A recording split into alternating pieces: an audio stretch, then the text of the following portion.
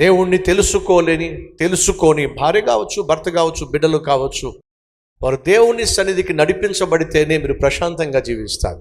యోసేపు యొక్క ఆత్మీయత, యోసేపు యొక్క జ్ఞానము, యోసేపు యొక్క మంచితనము ఎరిగినటువంటి ఆ దేశ ప్రజలు కడుపు నిండా భోంచేశారండి. యోసేపు యొక్క మహాజ్ఞానాన్ని గుర్తించినటువంటి ఆ ఫరో యోసేపును ప్రధానమంత్రిగా చేసి, యోసేపు తండ్రి అయినటువంటి యాకోబుకు, తన సహోదరులకు ఐగుప్తు దేశంలో ఉన్నతమైనటువంటి స్థలాన్ని నివసించడానికి ఇచ్చాడు. యోసేపు, నాన్నగారు మీ సహోదరులు వచ్చారంట కదా, వారికి మన దేశంలో శ్రేష్టమైన భూమిలో నీ తండ్రి నీ సహోదరులు మన దేశంలో శ్రేష్టమైన ప్లేస్లో వారు నివసించులాగున ఏర్పాటు చేయి. ఎంత గౌరవం అండి యోసేపు అంటే ఫరోకి. అంత గౌరవం ఎందుకు వచ్చింది? యోసేపునకు యెహోవా తోడై ఉండెను గనుక అతనిని దేవుడు బహుగా దీవించాడు. సహోదరులు, సహోదరులు, మీరు ఉద్యోగం చేస్తున్న చోట మీరు గౌరవాన్ని పొందుకోవాలి. మీరు ఏ ఇంట్లో పనిచేస్తున్నారో, ఏ కంపెనీలో పనిచేస్తున్నారో, ఎక్కడ పనిచేస్తున్నారో అక్కడ గౌరవాన్ని, మర్యాదను మీరు పొందుకోవాలి. ఎలా? కష్టపడి పనిచేయటం ద్వారా, యథార్థంగా పనిచేయటం ద్వారా, శక్తివంచన లేకుండా పనిచేయటం ద్వారా, ఇచ్చిన పనిని పూర్తి చేసేటటువంటి తత్వాన్ని కనపరచడం ద్వారా.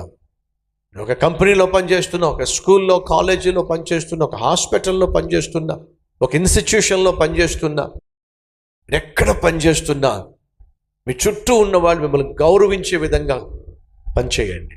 యోసేపు గురించి దేశమంతా కూడా గొప్పగా చెప్పుకుంది, గౌరవించింది, యోసేపును గౌరవించింది. కారణం ఏమిటంటే యోసేపునకు యెహోవా తోడై ఉండెను గనుక. 39వ అధ్యాయము 1వ వచనము. యోసేపునకు యెహోవా తోడై ఉండెను గనుక అతడు చేసినదంతయు యెహోవా ఏమిటట? ఏం చేశాడట? 2వ వచనం. ఏం చేశాడు? సఫలీకృతం చేశాడు. యెహోవా యోసేపునకు తోడై ఉండెను గనుక అతడు చేసినదంతా కూడా అతడు వర్ధిల్లెను. యజమానుడైనటువంటి ఐగుప్తీయుని ఇంట ఉండెను, వర్ధిల్లాడు. యోసేపు చేసినదంతా కూడా దేవుడు దీవించటం వల్ల ఐగుప్తీయుడైనటువంటి ఆ పొతెఫరు యోసేపుకు ప్రమోషన్ ఇచ్చాడు. ఏమిటో తెలుసా ప్రమోషన్? నా ఇంటి మీద అంతా నువ్వే అధికారం చేయి, నా ఇల్లంతా నీకు అప్పగిస్తున్నా, నువ్వే నా ఇంటికి బాస్గా ఉండు, దీవించాడు. సహోదరి సహోదరులు, మీరు దేవుని బిడ్డలుగా, దేవుని తోడు కలిగి మీరు కష్టపడి పనిచేసినట్లయితే దేవుడు మిమ్మలను ఉన్న స్థితిలో నుండి ఉన్నత స్థితికి నడిపిస్తాడో మర్చిపోకండి. సో మొదటిగా ఐగుప్తును పరిపాలిస్తున్న రాజు ఫరో అసూయపరుడు. ఇశ్రాయేలీయులు వర్ధిల్లుతూ ఉంటే చూడలేకపోయాడు, ఇశ్రాయేలీయులు విస్తరిస్తూ ఉంటే చూడలేకపోయాడు, ఇశ్రాయేలీయులు అత్యధికముగా పెరుగుతూ ఉంటే చూడలేకపోయాడు. కాబట్టి ఏం చేశాడో తెలుసా? అణిచివేయాలి, వీళ్ళను పాదాల కింద పెట్టి తొక్కేయాలి అని భావించాడు.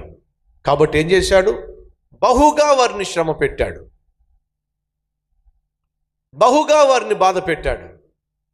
చదువుదాం రండి. కాబట్టి వారి మీద పెట్టిన భారములలో వారిని శ్రమ పెట్టుటకు వెట్టి పనులు చేయించు అధికారానికి అప్పగించాడు. ఆయనను ఐగుప్తీయులు వారిని శ్రమ పెట్టిన కొలది వారు విస్తరించి ప్రబలిరి గనుక వారు ఇశ్రాయేలీయుల ఎడల అసహ్యపడిరి. క్రైస్తవ సమాజమా, ఒక అద్భుతమైన సత్యాన్ని బైబిల్లో లిఖించాడు దేవుడు. ఏంటో తెలుసా? క్రైస్తవులను ఎంత ఎక్కువగా హింసిస్తే, ఎంత ఎక్కువగా ఏడిపిస్తే, ఎంత ఎక్కువగా బాధ పెడితే క్రైస్తవులు అంత ఎక్కువగా వర్ధిల్లుతారు అనేది బైబిల్లో దేవుడు లిఖింపజేశాడు. ఈరోజు నిన్నెవరైనా అణిచివేసే ప్రయత్నం చేస్తున్నారా? ఉద్యోగంలోంచి ఓడగొట్టే ప్రయత్నం చేస్తున్నారా? నీవు అనుభవించవలసిన దాన్ని అనుభవించకుండా చేసే ప్రయత్నం చేస్తున్నారా? అయితే దిగులు పడద్దు. క్రైస్తవుడు ఫుట్బాల్ లాంటివాడు. ఎలాంటివాడు చెప్పండి? ఫుట్బాల్ లాంటివాడు. ఫుట్బాల్ తీసుకొని నేలకేసి కొట్టండి, ఎంత గట్టిగా కొడితే ఆ ఫుట్బాల్ అంత చెప్పండి ఎత్తుగా ఎగిరింది. క్రైస్తవుడు, క్రీస్తును కలిగిన క్రైస్తవుడిని ఒకవేళ అణిచివేసే ప్రయత్నం చేస్తే దేవుడు ఏం చేస్తాడో తెలుసా?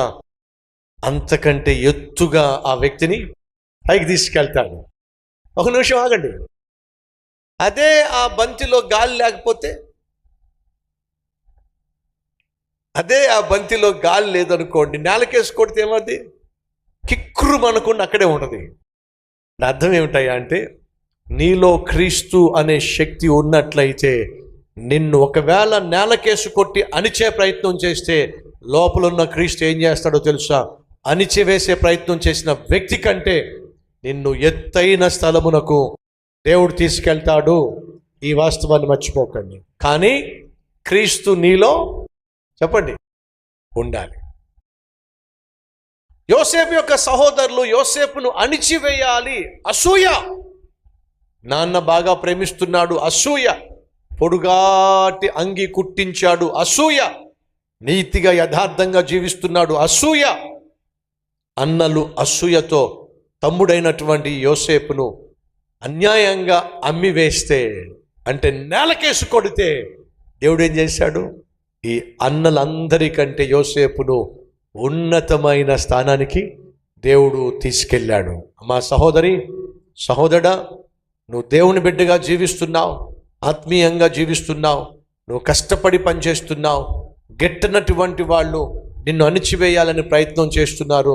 అయితే వినో, అలా నిన్ను అణిచివేసే వారిని దేవుడు అణిచివేస్తాడు, నిన్ను దేవుడే హెచ్చిస్తాడు అనే వాస్తవాన్ని మర్చిపోకండి. 7వ వచనం, ఇశ్రాయేలీయులు బహు సంతానము కలవారై అభివృద్ధి పొంది విస్తరించి అత్యధికముగా ప్రబలిరి.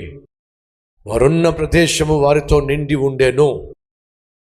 వచ్చినటువంటి ఫరో, పరిపాలన చేస్తున్న ఈ ఫరో ఎంత దుర్మార్గుడయ్యా అంటే, ఎవరైనా బాగుపడుతున్నా, అభివృద్ధి చెందుతున్నా, పైకొస్తున్నా, విస్తరిస్తున్నా ఓర్వలేని ఓ అసూయపరుడు. మొదటిగా ఈ ఫరో అసూయపరుడు. రెండవదిగా అజ్ఞాని. రెండవదిగా ఏమిటి? అజ్ఞాని. యోసేపును ఎరుగనటువంటి అజ్ఞాని. ఆ దేశము ఈరోజు ఉంది, మనుగడలో ఉంది అని అంటే దానికి కారణం యోసేపు. చరిత్రను తెలుసుకోలేని అజ్ఞాని.